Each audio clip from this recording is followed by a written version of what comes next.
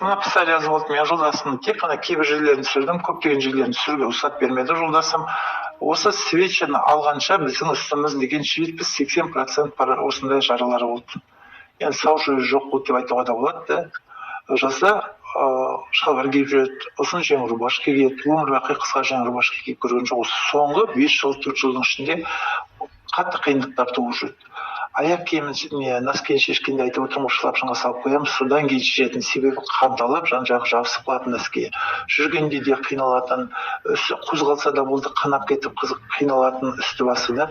Енді қараңыздар, небәрі бір айдың үстінде біздер 4 пачка 3 пачка пайдаланғаннан кейінгі результатын салам қандар қазір. Бұл свечаны қалай жаман деп айта аласыздар, қалай екі ойлы боласыздар. Қазір мен өзім керемет 35 жылдан бері көрген қиындықтарымызда тек қана осы бір айдың үстінде пайдаланғаннан көрген результатым салам қандар. Өзімнің жолдасымның результатын.